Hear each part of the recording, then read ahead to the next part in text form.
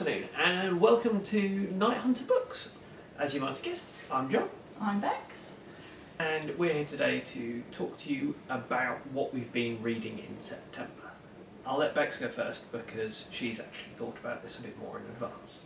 Okay, so in September I read 5 books in total, which is actually pretty reasonable for me. I'm a reasonably slow reader. And I'd just come out of a bit of a reading slump before September. So the first book I read was All the Birds in the Sky by Charlie Jane Anders. So the setting of this book is quite similar to Earth, probably a little bit further in the future, but there's definitely some tweaks that have been made. It's about the conversation between technology and magic, so there's 2 groups of people. It explores the difference in their approaches during catastrophic climate change and kind of the power they have to potentially stop it. It follows 2 characters, Patricia and Lawrence. Patricia represents the magic and natural magic side, and Lawrence is a child genius. At one point, really close to the beginning, then Lawrence finds some blueprints on the internet for a time machine and builds one while he's still at school. So if you like all your science to be realistic, then you might not like this. They're both outcasts at school, so they get pushed together. Part of the book is set while they're younger, and then they reconnect again as adults. It was so much fun, really kind of fresh, new, quick to read. I rated it 4.25 stars. Yes, I do quarters. I just enjoyed it. I think the only kind of fault I could find with it was that the plot could be a little bit messy at times, but it's a debut novel, so I think it didn't bother me too much. It didn't impact my enjoyment at all. Would it be an author you'd follow? Yes, I think I will definitely look out for anything Charlie Jane Anders releases in the future. Okay, so then the second book I read this month was The Beauty by Alia Whiteley. So we went to 9 Worlds in August, which is a UK convention that covers a lot of book-related things, but a lot of other geekery-related things as well. And there was a lot of hype about this book while we were there. The author was there, so that often starts these things. So I picked it up while I was there, and then we've both read it now as well. This is deeply creepy. One. Yeah. Very creepy, especially as a bloke. Yeah. We follow Nate, who is a storyteller for a community which is entirely made up of men after all women everywhere got a fungal disease and died. So it's a world without women, which is done really interestingly. The author really uses it to explore gender roles and all that kind of thing. I think the author mentioned a few times how she really likes John Wyndham, and I can definitely see the inspiration in this book. It was very creepy, very atmospheric. It's really short, only a novella really. I rated it 3.75 stars, so pretty good. So would definitely suggest. It's a small publisher, but yeah, if you see it around, I think it is certainly worth your time. The book I read was An Untamed State by Roxane Gay, who I think is known quite well for her kind of essays, and kind of she's got a book called Bad Feminist, which is a collection of those. I think this is her only fiction book though at the moment. So this book is difficult. You had quite a time reading it, I remember that much. Yeah, it's definitely really good. I rated it 3.75 stars, I think. It's not a book I could say I enjoyed reading, but it is a very worthy book to read. And it was a very good book.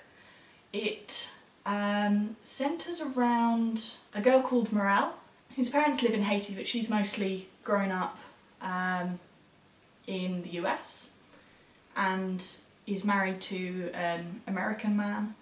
And when they're on holiday visiting her parents in Haiti, then she is kidnapped and held for ransom because her father is a CEO of some big company.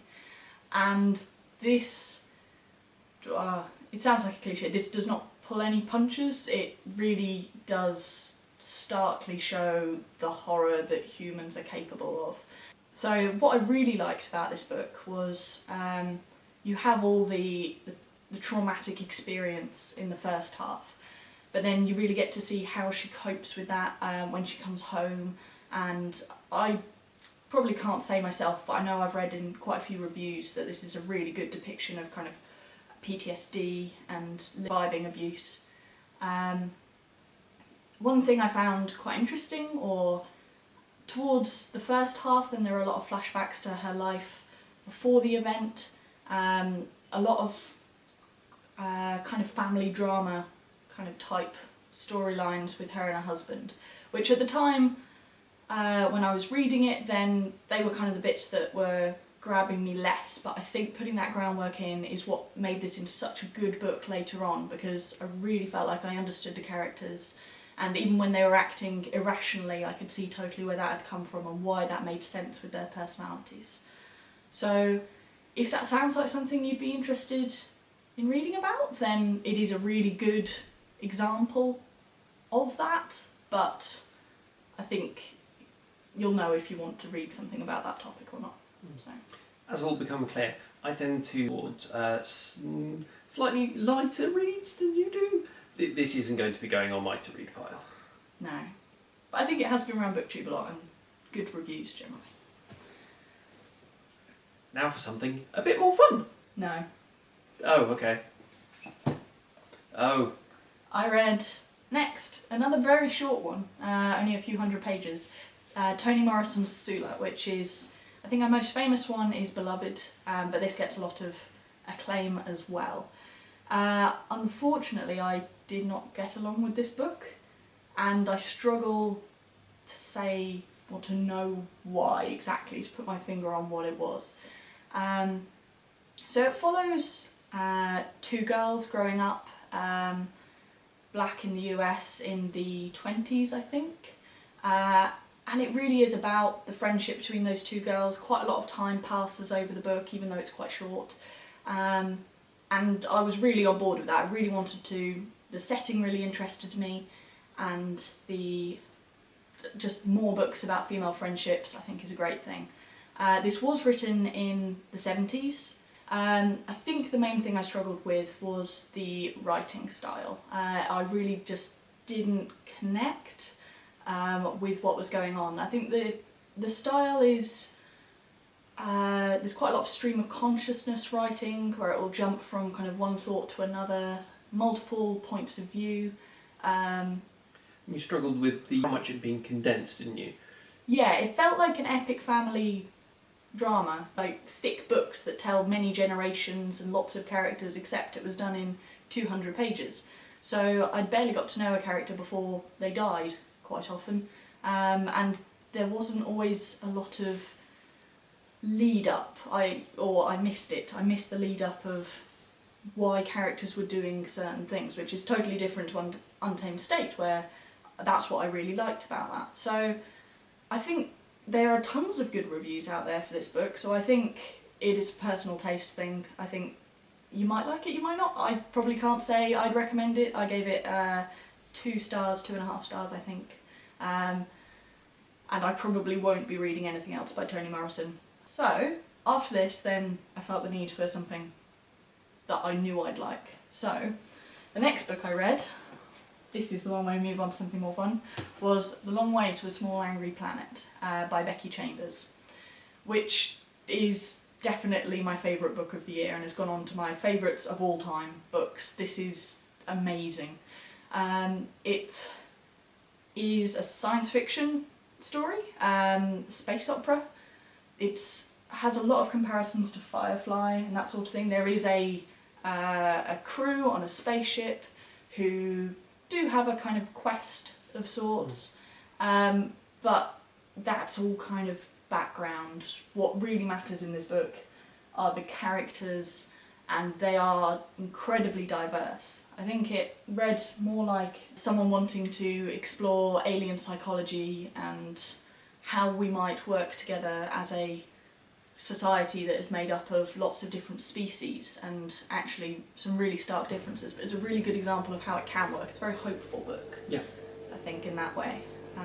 And there's lots of politics, and the world building is incredible. Like, I really believed that this world that is incredibly complicated existed, and I didn't feel lost, which is quite impressive for how many different species there are, and they all have their own backstories. But I always felt like I was keeping up, and I read this so quickly at the end, and it made me cry, so an emotional story as well. So fantastic, we both really liked it. Yeah. So I think it is in a series, but I think it does read relatively well as a standalone as well. You wouldn't have to start a new series if you didn't want to.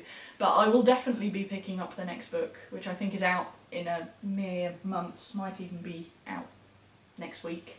Okay, and the one final thing I read this month was Rat Queens Volume 3, which is a graphic novel.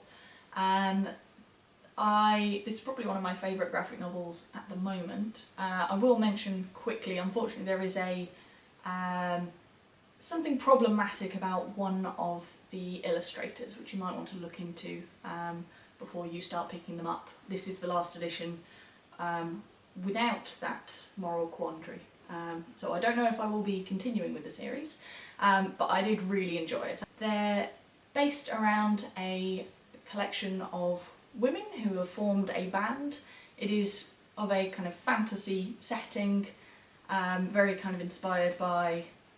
It's D&D. D&D, yeah. Dungeons and Dragons.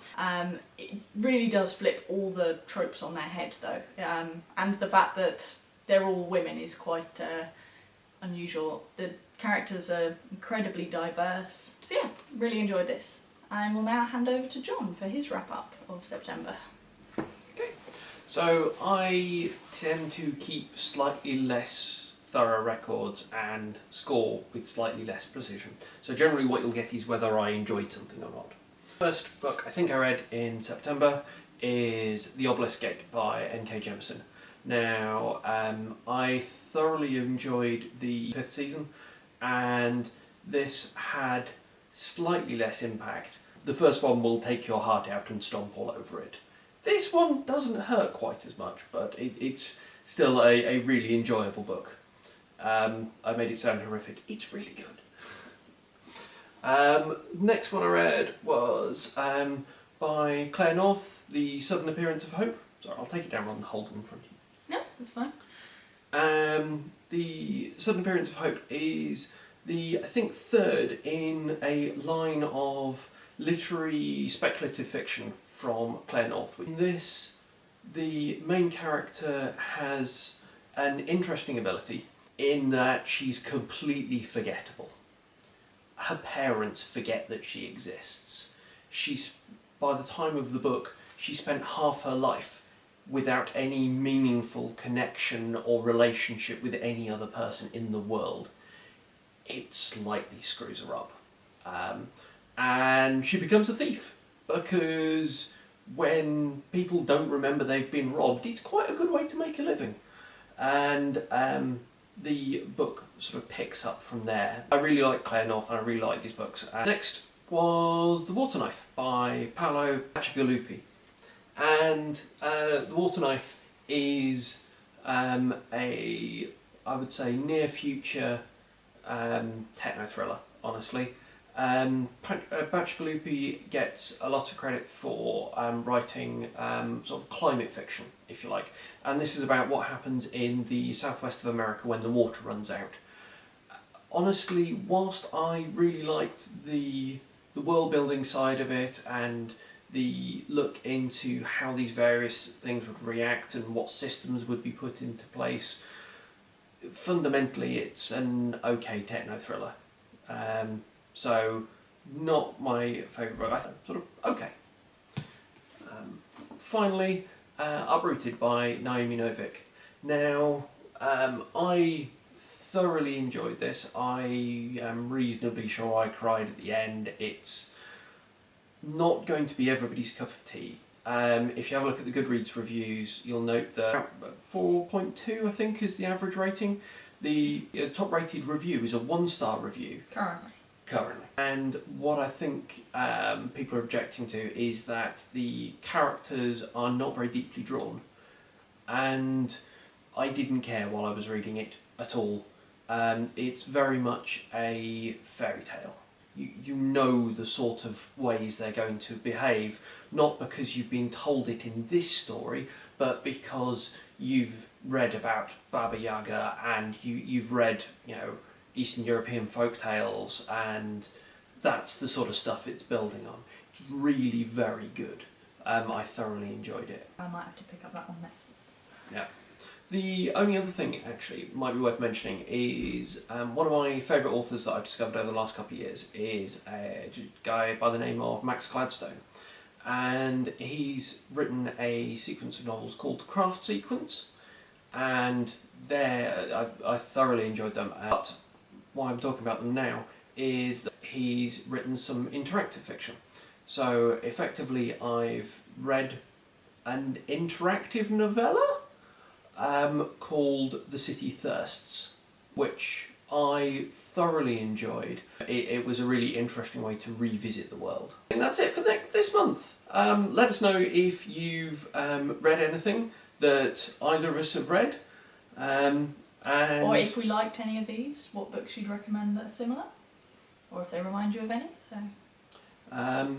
Otherwise, we'll see you again soon.